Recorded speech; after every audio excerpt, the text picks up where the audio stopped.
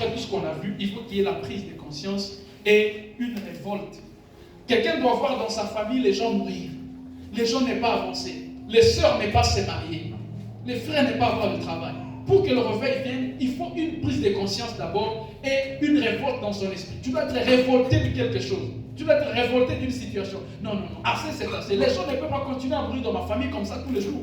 Je suis un homme de Dieu, je suis serviteur, je suis né de nouveau. J'en ai ras-le-bol de cette situation. Ça doit changer. Mon père, ma mère ne peut pas vivre cette condition-là. Non, mes études ne doivent pas se passer comme ça. Les réveils commencent par la prise de conscience.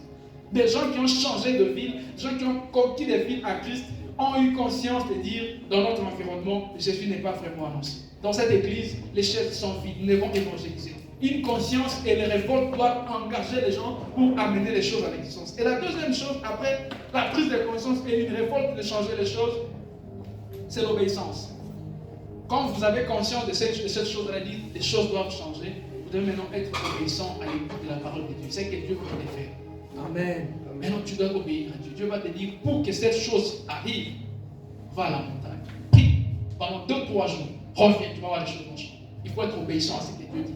Les gens veulent avoir des résultats sans écouter Dieu au préalable. Ils veulent faire ce qu'ils veulent eux-mêmes. Non.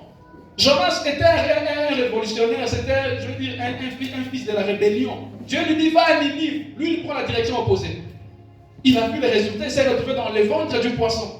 Donc, si tu veux amener le réveil, alors qu'il était en train d'aller amener le réveil à Ninive, Dieu lui dit, va annoncer la parole que ces peuples se répandent.